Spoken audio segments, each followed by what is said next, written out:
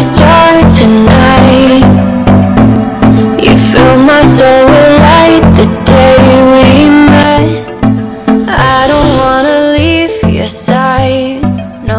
Hi, hello Have me friends. by your side. Welcome to my YouTube channel. So, how are you all? I hope कि सब अच्छे होंगे. You all are doing good.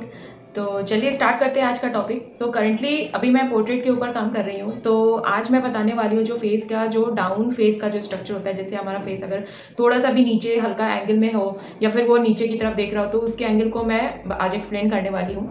तो I hope कि आपने मेरा पहले का वीडियो देख लिया होगा, क्योंकि अगर हमें अच्छा पोर्ट्रेट बनाना है तो हमें डिफरेंट एंगल को, फेस के डिफरेंट एंगल को स्टडी करना ही होगा, क्योंकि जो हमारा फेस है वो डिफरेंट एंगल में अगर हम उससे स्टडी नहीं करेंगे तो हो सकता है कि जो प्रोपोर्शन मेजरमेंट है वो थोड़ा सा उसमें थोड़ी सी प्रॉब्लम आए. तो इस वजह से हमें डिफरेंट एंगल को स्टडी करना बहुत ज़्यादा इंपॉर्टेंट है अगर हमें अच्छा पोर्ट्रेट बनाना है तो. और इसके पहले वाली वीडियो में मैंने जो टॉप फेसिंग के जो स्ट्रक्चर है उसको मैंने बहुत अच्छे से एक्सप्लेन किया था कि जो हमारा फेस अगर ऊपर देख रहा है या फिर नीचे देख रहा है तो एंगल का चेंज जो है उसमें जो फेस को किस तरीके से स्ट्रेट लाइन में पहले कन्वर्ट करना और उसके एंगल में जो चेंजेस होंगे वो किस तरीके से होंगे, क्योंकि आज मैं एक्सप्लेन करने वाली हूँ डाउन फेस के स्ट्रक्चर को. तो उसी तरीके से सेम डाउन फेस में भी वही जस्ट अपोजिट हो जाता है. तो आप पहले वो वाला वीडियो जरूर से देख लें, क्योंकि इसमें मैंने सिर्फ ओवरव्यू दिया है, तो इसलिए प्लीज़ आप वो वाला वीडियो देख लें. और अगर देख लिया है तो चलिए स्टार्ट करते हैं. तो चलिए जल्दी से मैं एक ओवरव्यू दे देती हूँ. सबसे पहले मैंने पिछले की वीडियो में बताया था कि जैसे कोई भी हमारा टॉप फेसिंग फेस है या फिर डाउन फेसिंग फेस है, सबसे पहले एक सिलेंडर का एग्जांपल दिया था. जैसे एक सिलेंडर है वो हमारी आई साइड के लेवल में होती है तो वो ऐसी दिखेगी, और जैसे ही वो आई साइड के लेवल से थोड़ा ऊपर जाएगी तो उसके नीचे के प्लेन्स दिखने लगेंगे इस तरीके से. ठीक है, जैसे ये वाला फेस है हमारा, ये थोड़ा नीचे की तरफ है. तो जब इसको भी ऐसे सिलेंडर हम देखते हैं, जैसे अगर कोई फेस नीचे की तरफ देख रहा होता है, आई साइड के लेवल से अगर नीचे जाएगी तो वो उसके ऊपर के प्लेन दिखने लगेंगे. ठीक है, अब हम एक फेस बनाते हैं. ठीक है, अब क्या करना है हमें फेस बनाने के लिए.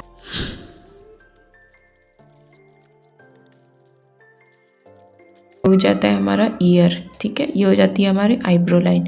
तो अब आप देख सकते हैं यहाँ पे, ये देखो ये ईयर कैसे ऊपर की तरफ चला गया है. यहाँ पे ये एंगल आप देख सकते हो, आईब्रो के बीच और ईयर के बीच में कितना गैप हो गया है. पहले तो ये लाइन एक ही लाइन होती थी, है ना. फ्रंट फेस अगर होता है तो उसमें क्या होता है, ईयर लाइन और आईब्रो की जो लाइन होती है वो ऑलमोस्ट सेम होती है. लेकिन यहाँ देखो आप, यहाँ पे बिल्कुल हमारी जो आई की जो लाइन है और वो ईयर लाइन है उसके बीच में इतना गैप हो गया, इतना डिफरेंस हो गया. मतलब ये जो मूव कर रहा है इस तरीके से, उसी तरीके से हमारा ये आई लेवल भी नीचे चला जाएगा. ठीक है, जैसी जो फेस हमारा नीचे की तरफ देख रहा होगा तो. ठीक है, उसी तरीके से ये हो गया हमारा नोज़ लाइन, ये हो गया हमारा हेयर लाइन. ठीक है, अब हेयर लाइन भी इस तरीके से नीचे मूव कर जाएगा, है ना. नोज़ लाइन भी इस तरीके से नीचे मूव कर जाएगा. ठीक है, उसके बाद यहाँ से ऑलमोस्ट यहाँ आता चिन लाइन. ठीक है, 1 2 और 3 यहाँ आता. तो अब ये लाइन, ये वाली जो नोज़ लाइन है ये मूव करके नीचे चली गई. फेस के का जो ऊपर का जो पोर्शन है ये हमें ज़्यादा दिखेगा, क्योंकि जैसे यहाँ पे आपको देखो, यहाँ पे ये जो पोर्शन है ये दिख रहा है, नीचे के प्लेन्स नहीं दिख रहे हैं, ऊपर के प्लेन्स दिख रहे हैं, क्योंकि ये हमारे आई लेवल से नीचे की तरफ है. तो उसी तरीके से यहाँ पे भी हमारा फोरहेड का पोर्शन या फिर हेयर पोर्शन ज़्यादा दिखेगा, क्योंकि ये फेस जितना नीचे ज़्यादा जाएगा उतना ही तो ये ऊपर का पोर्शन दिखेगा, है ना. उसी तरीके से ये जो नीचे का और ये जो गैप है ये कम होता जाएगा. जैसा कि मैंने टॉप फेस में बताया, जो हमारे आईज से पास होता है वो पोर्शन हमें ज़्यादा दिखता है और बड़ा दिखता है. तो इसी तरीके से हमारा ये हो जाएगा हमारा लिप का पोर्शन, ये वाला जो पार्ट है ये. ठीक है, और ये हो गया हमारा फोरहेड का पोर्शन. उसी तरीके से ये लाइन भी थोड़ा सा स्लैंटिंग हो जाएगी, और ये ईयर का पोर्शन यहाँ आ गया.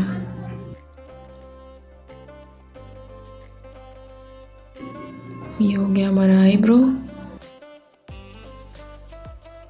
नीचे के जो बॉटम, जो नोज़ के जो बॉटम पार्ट का जो प्लेन होता है वो तो दिखेगा नहीं, क्योंकि वो तो अंदर चला जाता है.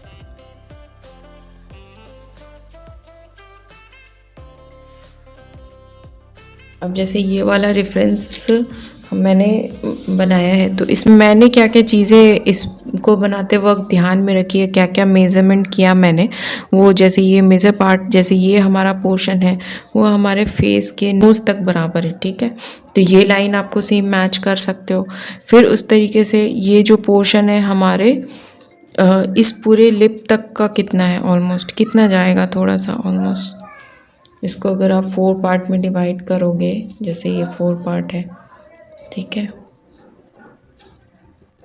ऑलमोस्ट 4 पार्ट में डिवाइड हो जाएगा, ठीक है।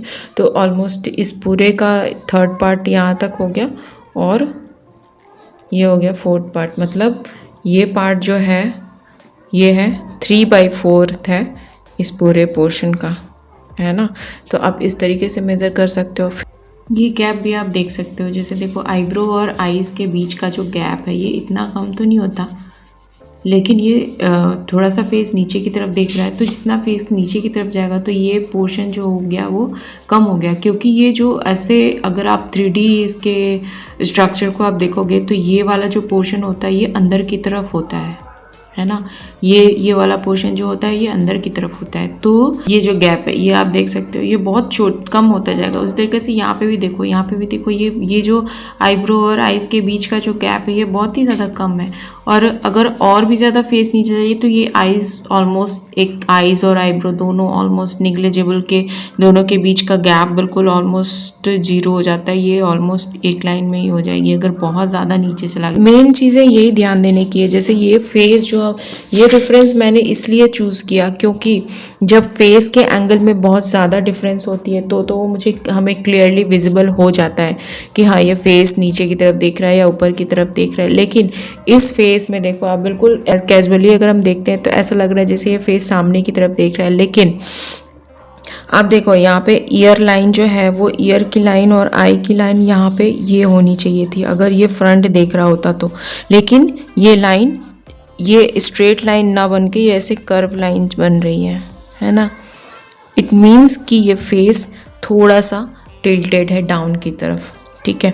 इस तरीके से ये लाइन भी, ये जो लाइन है ये हमारा ईयर लाइन और नोज़ का बॉटम लाइन जो होता है वो यही होता है, लेकिन ये इसमें ऐसे नहीं है, ये ऐसे कर्व हो चुका है, ये यहाँ पे कर्व होकर जा रहा है, ठीक है। तो इट मीन्स कि ये थोड़ा सा टिल्टेड है, ये फ्रंट की तरफ नहीं है।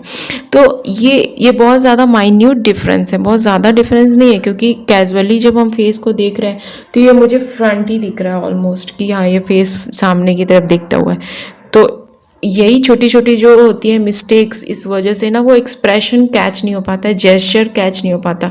तो किसी भी फेस को मैच कराने के लिए ना उसके एक्सप्रेशन को कैच करना, उसके जेस्चर को, उस पर्सन के हाव भाव को कैच करना बहुत ज़्यादा इम्पॉर्टेंट है, क्योंकि अगर आप इन छोटी छोटी चीज़ों पे ध्यान नहीं दोगे तो वो फेस मैच नहीं करेगा बिल्कुल भी, ठीक है। अब यहाँ पे आप देख सकते हैं कि ये जो 4/8 का पोर्शन है ये कितना बड़ा है, ऑलमोस्ट बहुत ज़्यादा, ऑलमोस्ट ये हाफ है, हाफ कह सकते हैं आप इसको, देखो ऑलमोस्ट, है ना, हाफ है ये, ऑलमोस्ट हाफ हो गया। तो यही आपको यही सारी मेजरमेंट देखनी है कि आपको किस तरीके से। फिर ये एंगल आप देख सकते हो, ये जो शोल्डर पार्ट है ये कहाँ से स्टार्ट हो रहा है, नोज़ लाइन से स्टार्ट हो रहा है ये इस तरीके से। फिर इसका एंगल क्या है, ये एक एंगल में जा रहा है, ठीक है। फिर ये वाला एक एंगल में जा रहा है, ये कहाँ से स्टार्ट है, ये कितना गैप है इनके बीच में, ये किस एंगल में है, ये इसके 4/8 का जो हेयर का पोर्शन है ये कहाँ से, ऑलमोस्ट ये ईयर लाइन के पास से है, यहाँ पे भी ये ऑलमोस्ट ईयर लाइन के पास से, आईब्रो से थोड़ा सा ये नीचे की तरफ है, यहाँ से ये भी थोड़ा सा नीचे की तरफ है। तो यही छोटी छोटी चीज़ है जिनको हम इनिशियली स्ट्रेट लाइन में इस तरीके से, आपको एक मेजर जो पोर्शन है, आपको कर्व्स नहीं देखने होते स्टार्टिंग में, इस तरीके से आप इनको स्ट्रेट लाइंस में पहले कन्वर्ट कर लो अपने रेफरेंस इमेज को इस तरीके से। अब मैं उसी तरीके से जैसे अभी मेजरमेंट बताया मैंने, उसी तरीके से सारी चीज़ों की मेजरमेंट करते हुए मैं यहाँ पे सिंपल स्ट्रेट लाइन में ड्रॉ कर रही हूँ।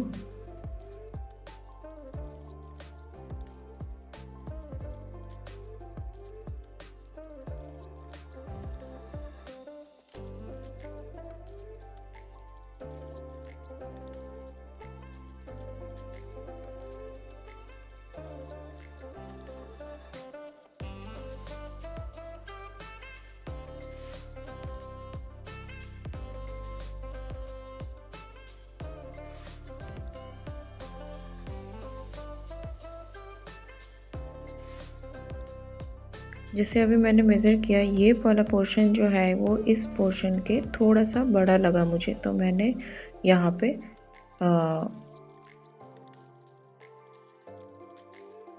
मैं थोड़ा सा चेंज कर रही हूँ, उसको थोड़ा सा बड़ा कर रही हूँ। तो इस तरीके से आप मेज़रमेंट आपको बीच बीच में हर चीज़ों की जो आपने पहले करी है उन सारी चीज़ आप चेंज कर सकते हो। कहीं पे भी आपको लगे कि नहीं ये कम हो रहा है या फिर ये पोर्शन ज़्यादा हो रहा है, तो उसको आप कम ज़्यादा कर सकते हो।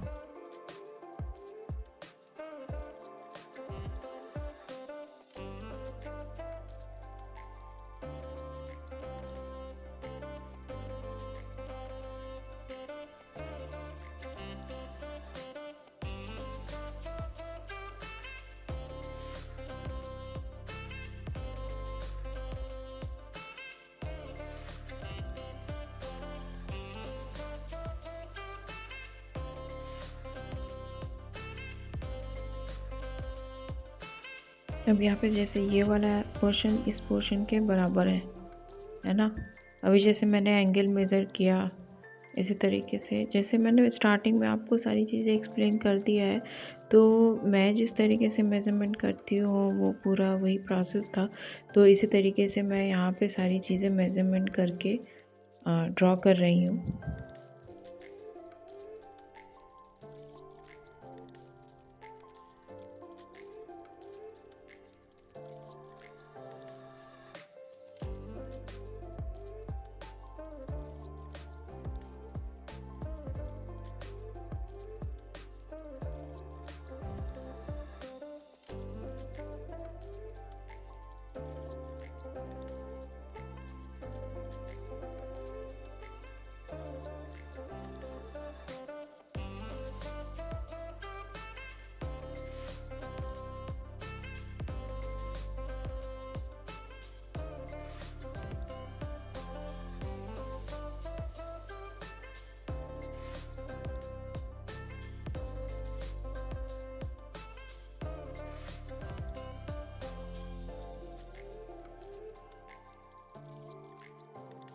अब मैं यहाँ पे धीरे धीरे शेडिंग ऐड कर रही हूँ, थोड़ा सा चारकोल के साथ थोड़ा सा शेड ऐड कर रही हूँ यहाँ पे। आप देख सकते हैं यहाँ शेडिंग भी मैं बिल्कुल स्ट्रेट लाइन में सीधी सीधी लाइंस के साथ ही बिल्कुल शेड कर रही हूँ। एक्चुअली क्या होता है ना कि जब आप स्ट्रेट लाइन में प्रैक्टिस करते हैं ना, तो आपके जो स्ट्रोक्स लग रहे होते हैं, जो आपकी शेडिंग्स के जो स्ट्रोक, जो आप शेड डाल रहे हो उसके जो स्ट्रोक्स लग रहे हैं, वो भी स्ट्रेट लाइंस में ही लग रहे होते हैं। तो क्या होता है ना कि उससे जो आपके वर्क में जो लाइंस के अंदर जो कॉन्फिडेंस बिल्ड होता है वो बहुत ही ज़्यादा स्ट्रॉन्ग हो जाता है। जो आपके स्ट्रोक्स लगते हैं वो बहुत ही ज़्यादा स्ट्रॉन्ग स्ट्रोक्स लगते हैं। तो उससे ना आपके वर्क में एक मैच्योरिटी दिखती है।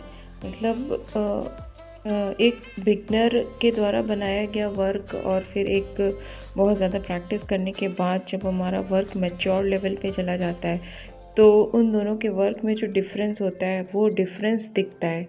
आपका वर्क बिल्कुल मैच्योर दिखता है क्योंकि स्ट्रोक्स बिल्कुल मैच्योर होते हैं। तो जब भी शेडिंग की बात करी जाए तो हम हमेशा अपने स्ट्रोक्स पे काम करना है। स्ट्रोक्स को बहुत ज़्यादा स्ट्रॉन्गली लगाना है और ये स्ट्रॉन्ग स्ट्रोक्स, स्ट्रॉन्ग लाइंस कैसे बनेगी, इसका बस एक ही उपाय है, प्रैक्टिस। आप जितनी ज़्यादा प्रैक्टिस करोगे उतनी ज़्यादा आपकी लाइन स्ट्रॉन्ग होगी, आपके स्ट्रोक्स स्ट्रॉन्ग होंगे और आपके वर्क में एक मैच्योरिटी लेवल अपने आप ही आ जाएगी।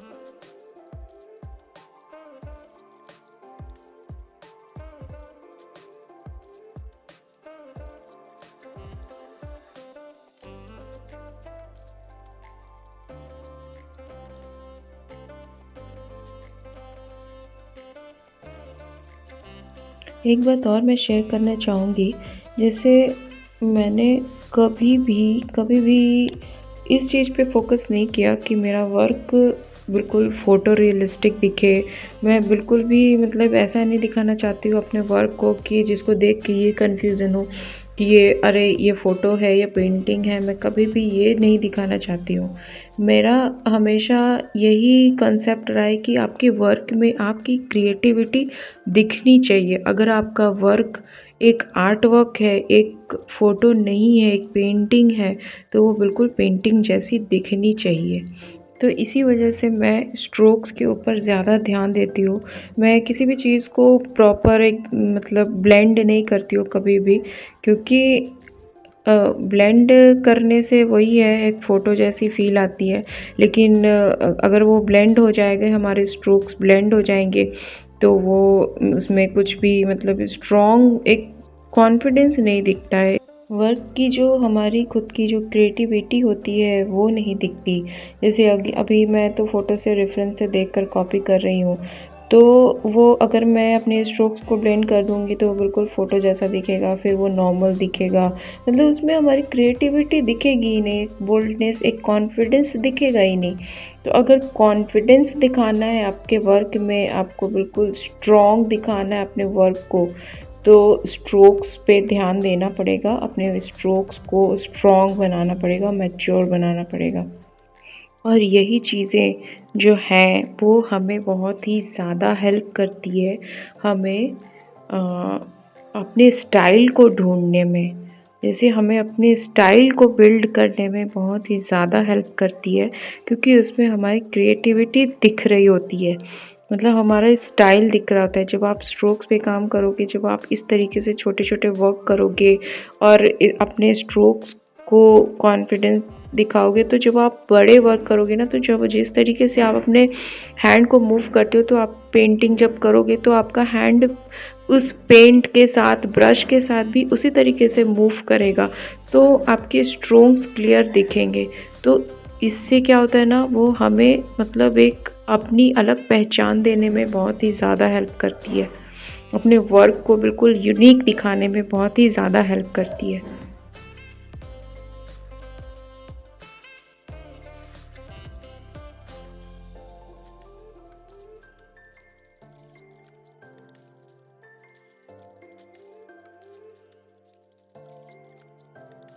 तो फ्रेंड्स, आपको मेरा ये वर्क कैसा लगा, आप मुझे कमेंट में ज़रूर बताना।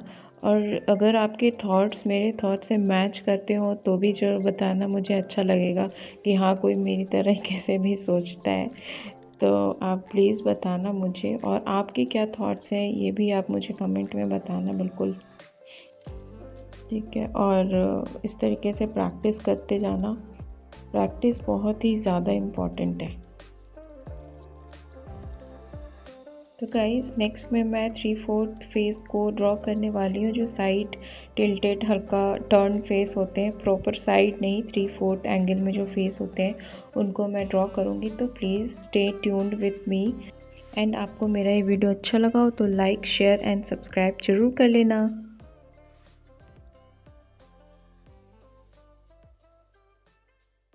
तो आई होप कि आपको मेरा ये वीडियो अच्छा लगा हो, और प्लीज़ गाइज आप लोग मेरे साथ बने रहिएगा, क्योंकि नेक्स्ट में मैं 3/4 के जो एंगल हैं उसको मैं अच्छे से एक्सप्लेन करने वाली हूँ।